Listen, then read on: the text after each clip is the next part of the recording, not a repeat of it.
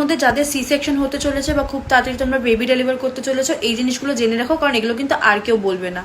তো প্রথমেই হচ্ছে নিজেদের সাথে মেটার্নিটি আন্ডারওয়্যার মানে মেটার্নিটি প্যাডস যেগুলো হয় প্যান্টি স্টাইলের, ওগুলোকে ক্যারি করবে।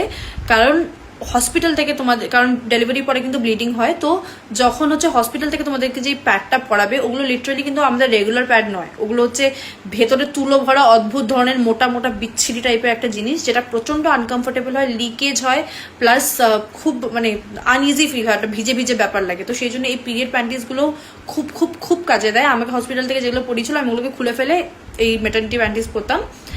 তো এটা অবশ্যই ক্যারি করবে। এছাড়া সি সেকশন হওয়ার পরে যখন আস্তে আস্তে বডিতে অ্যানাস্থেসিয়ার এফেক্টটা কাটার পরে যখন সেন্সেস ফেরে তখন কিন্তু প্রচন্ড ঠান্ডা লাগে, লিটারালি কাঁপবে তোমরা। আমার তো আমি কেবিনের এসি বন্ধ করে দিয়েছিলাম, গায়ে দুটো কম্বল চাপিয়ে রেখে আমি থরথর করে কাঁপছিলাম। তো সেই জন্য মোটা মোটা মোজা রাখবে, পা আর মাথা যদি ঢেকে রাখো তাহলে কিন্তু ঠান্ডা কম লাগে। ডেলিভারির পরে যখনই তোমার পায়ে একটু একটু সেন্স পাবে তখন থেকে কিন্তু পাটাকে মুভ করা শুরু করবে, খুব জোরে নয় বাট আস্তে আস্তে মুভ করা শুরু করবে। আমি কিন্তু ওটি রুম থেকে বেরোনোর সাথে সাথে মানে বেরোচ্ছিলাম যখন, তখন থেকেই আমার লেফট পায়ে আস্তে আস্তে জ্ঞান আসছিল, তো আমি তখন থেকেই পা নাড়ানো শুরু করেছিলাম।